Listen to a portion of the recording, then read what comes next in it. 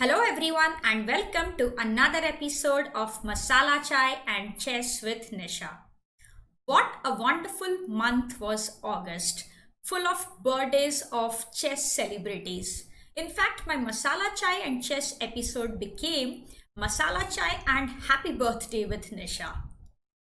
But I missed the birthday of a very special Indian Grandmaster born on a very special day. I didn't really miss it, but I was busy during his birthday and I had stopped recording for 2 3 days as I was planning to play a tournament. I'm talking about Grandmaster Adhiban, whom we all know as the Beast.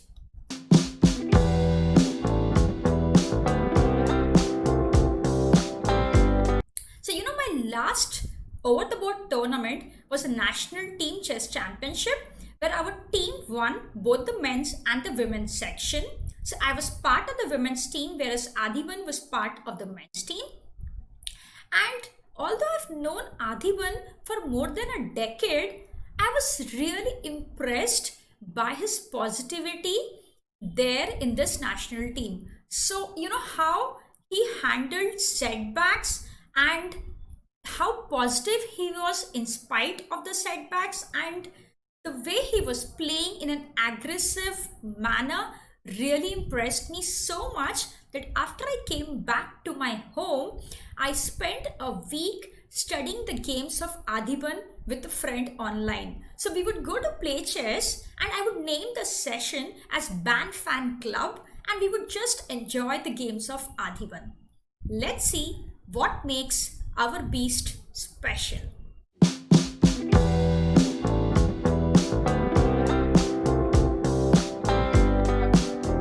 Let's start by seeing a very nice attacking game by 16-year-old Adhiban.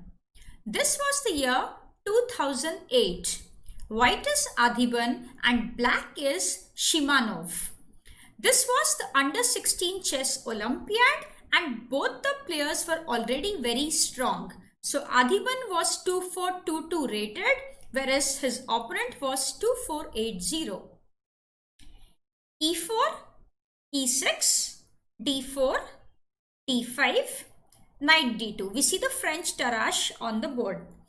Bishop E7, Bishop D3, C5, D into C5, Knight F6, Queen E2, castles, Knight GF3, Knight D7, Knight FD7. Now instead of Knight FD7 in this position, A5 is more popular. But in the game, Knight FD7 was played, Knight B3, A5, E5 and black played A4. Now the question is, what did Adhiban do to his attacked knight? Now while you think about this, I will tell you something about Adhiban. So Adhiban is a very jovial person, off the board, but on the board, he's very dangerous and that is why probably he's called the Beast. Now, coming back to this position, the question was, what did Adhiban do about his attacked knight? And the answer is, he did nothing about it. So he played the move h4 here. He did not do anything to his b3 knight. He did not move it anywhere. And this h4 is a very interesting move. And I'm not sure whether Adhiban prepared this idea or was this his on the board novelty. I do not know. But knowing Adhiban, it could well be his preparation or it could even be his, intuitive sacrifice because he likes to play for the initiative. Let's see how the game went. The game went h6. But the first question which comes to our mind is, why did white give the knight and what if black just accepts the sacrifice? So let's see what happens to a into b3 instead of the move played h6.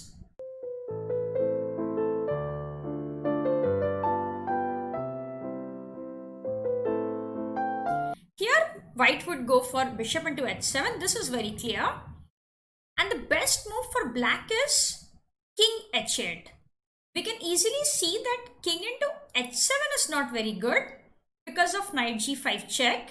And now king g8 is met with queen h5. This is just lost for black. And instead, if black goes king g6, there is queen d3. White has a winning attack. So the best move to consider after bishop h7 is king h8. And now knight g5.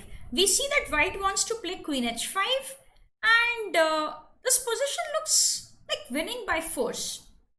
But there is a difference. Can you find this difference? It's very tough. At least I didn't find it easy. The most important difference here is the move knight into e5. But first let's see what happens for g6. And here white has a very good position after bishop into g6, f into g6, and a very nice move here, h5. The point is, for example, after bishop into g5, h into g6, king g7, rook h7, king g8, queen h5, it's leading to a mate very soon. So, of course, g6 is not the best move. But the very good, very tough difference to find in this position is knight into e5.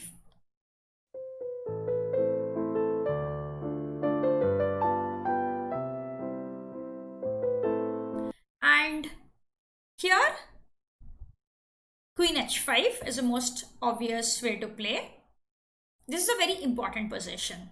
Now, one of my subscribers wrote to me that whenever his opponent attacks him, he succumbs to the attack, he loses. So what, you should do about it? The thing is, we have to train ourselves to defend in difficult positions. Now, this is a position for all of you to think, what can black do here? How to defend this seemingly lost position? This move is not at all easy to see. So the good move here is a move knight g4, a fantastic idea. And the point is that black wants to bring the knight to h6. But isn't the knight hanging on g4? So if white takes queen into g4, the point is black comes knight d7 and black wants to play knight f6 and defend everything. And here if knight into f7, rook into f7, it is just fine for black. And instead, whatever white does, black is just playing knight f6 next move. So after knight g4, white must go knight into f7, rook into f7, and here bishop d3. The point is, if bishop g6 instead of bishop d3, black can go knight h6. If bishop into h6, g into h6, bishop into f7, queen f8, everything is defended. For example, rook h3 now, trying to bring rook g3, rook g6. Black just plays knight d7 and black is defending. So, after rook into f7, the best move for white is bishop d3, check, knight h6, bishop into h6, and here king g8. The point is that after bishop g5, black just plays rook f6. And I couldn't find a way to win by force. The best I found was a draw after queen h7 and king f7. Black cannot go king f8 here because h5 is very strong.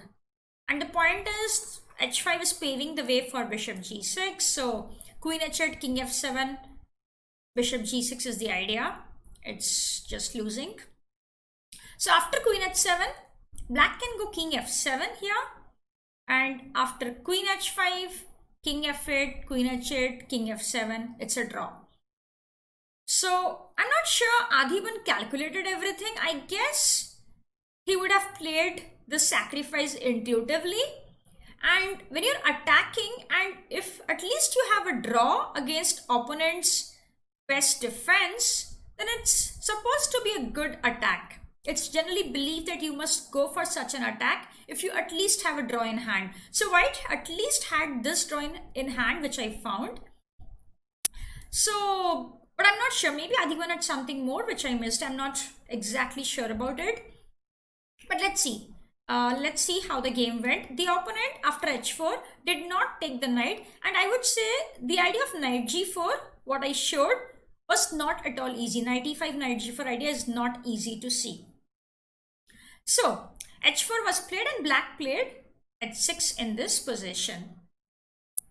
And here Adhiban played knight b d4, knight into c5. He played bishop f4, a3, b3, knight into d3, queen into d3. Knight a6 was played here. And here, a very nice move played by Adhiban.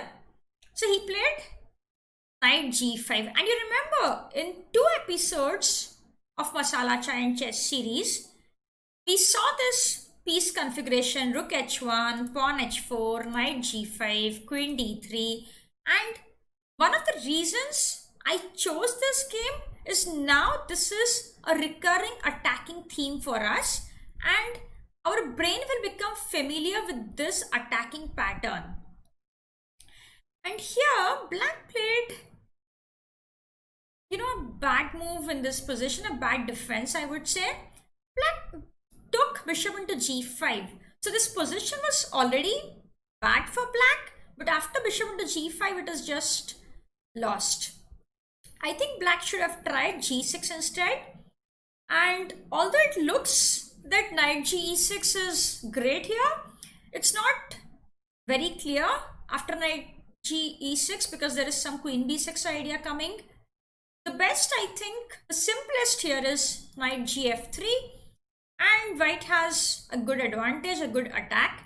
I'll just quickly show what happens to a tempting knight ge6. I could not find a win here for white. So knight ge6, black's defensive idea is queen b6. And the point is, after knight f8, there is this move knight b4. The point is, queen d2 is met with queen into d4 and queen into d4 with knight into c2 with a fork to the king and the queen.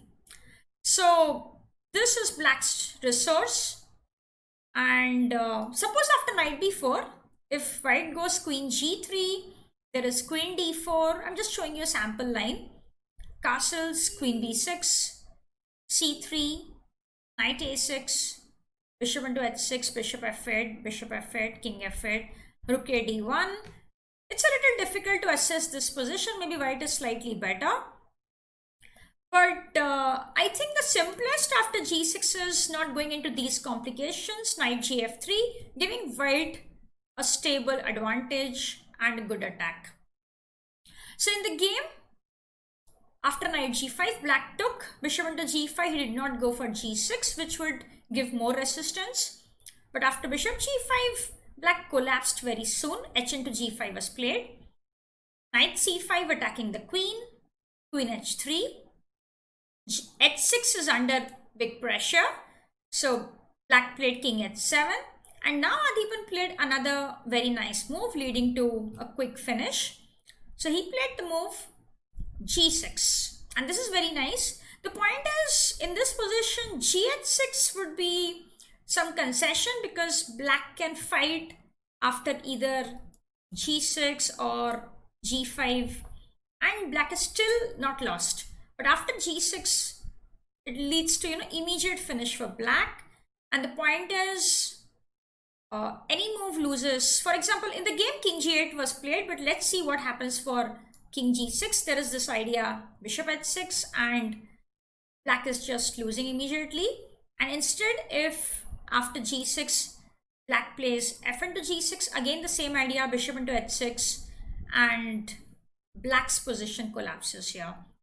So in the game after g6, black played king g8, bishop into h6, f into g6 was played, bishop into g7, black d1 check, queen a5, king d1, and here, black resigned because he's getting mated. For example, Okay, we can immediately see king g7 is not possible because of queen h7 mate. But instead, if he goes, for example, rook d8, there is queen h7, king f7. Many mates are here. For example, bishop f6, king f8, queen e7, g8, and now queen g7 or rook f8 leading. I mean, the straight mate. And this is a nice attacking game by our beast. The next game was played in Abu Dhabi in 2016. White is Adhiban and black is Jumaev Marath. The game began d4, d5, c4, c6, knight c3, knight f6, c into d5, c into d5. So we have the exchange variation of the slab defense, a very boring, drawing line, right? Bishop f4, knight c6, e3, bishop g4, queen b3, knight a5, queen a4 check, bishop d7, queen goes back c2, rook c8, knight f3, e6, bishop d3, bishop e7, castles, castles, knight e5. And here a lot of moves have been tried. There has been, like knight c4 has been played here, h6 has been played here, and in this game black played a6. Rook a c1, knight c4, queen e2, knight d6, rook c2, white wants to double the rooks, b5, rook fc1. So this is a symmetrical pawn structure, as in both sides have, identical pawn structures, pawns on the identical side. And okay, although white looks ahead in development, there's not much, it seems. Yeah, let's see what happened in the game. Black played queen b6, and here a nice tactics game. Knight into d7, knight into d7, bishop into d6, bishop into d6. Why is Adhiban going for this bulk exchange? He had seen the move knight into d5, and the point is that e into d5 cannot be played because of rook into c8. So after knight d5, his opponent played rook into c2. So opponent thought he is winning a piece, but there is a but here. So this is my masala chai moment. Find out what Adhiban saw that his opponent missed.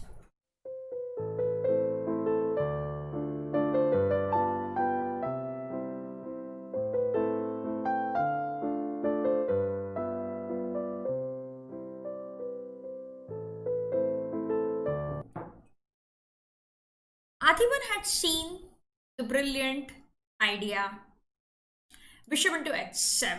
Before I show this, I just want to point out that of course knight into b6 does not work here because of rook c1, queen f1, rook f1, king f1, knight b6, and now it's black who is winning.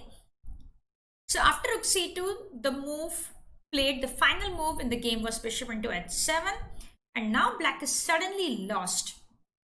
The point is king h7 cannot be taken because queen c2 check, king g8, knight b6 is just completely lost.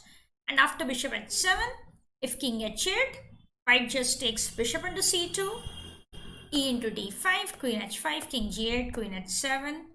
And this game tells us why we have to be very careful when playing against Adhiban. He always sets out some trap for his opponent. Some tactical traps which opponents have to be careful about. The next game was played in the National Team Championship in Ahmedabad this year. This is the same tournament that I was speaking about at the start of this video.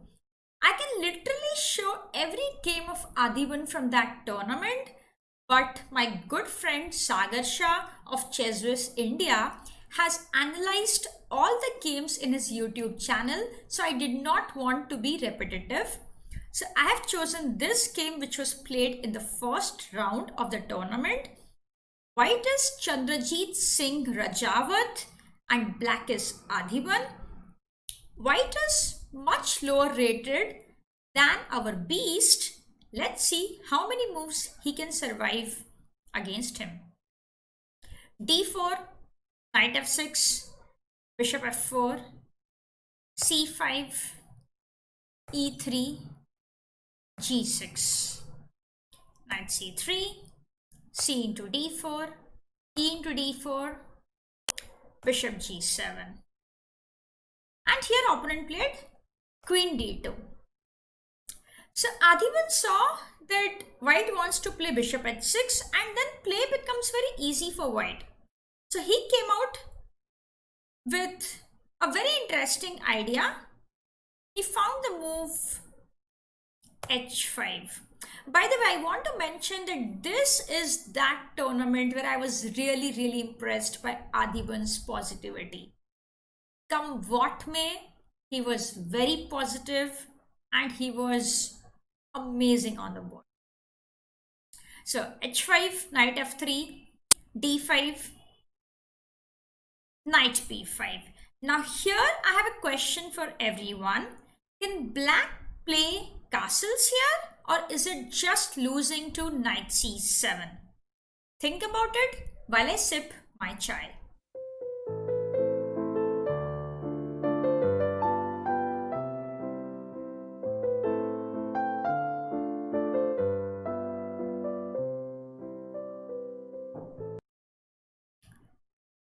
Here, Adhiban played castles. And opponent thought that Adhiban is just faking, maybe, opponent is just getting some material. So he went for it. He thought he must, opponent thought he must go for it. He played knight c7. He thought he'll win this rook here on a8. And this was Adhiban's trap. The point is, the idea which Adhiban had seen was knight e4, very precise here, queen e3 and e5. White loses material and with it the game.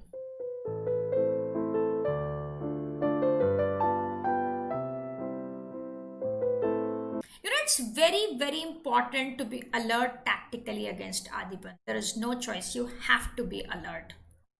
Let's see the game very quickly. Knight into e5 was played. Queen into c7. Black is already winning in this position. Knight into g6. Queen a5. b4. Queen into b4. c3. Queen into c3. Queen into c3. Knight into c3. I'm showing it fast because only the first few moves were important, but the game was nice. So I just want to show the finish also. Knight f8. Knight c6. Bishop d3. The f8 knight is not going anywhere, so black will take it. Bishop into f8 now. King d2.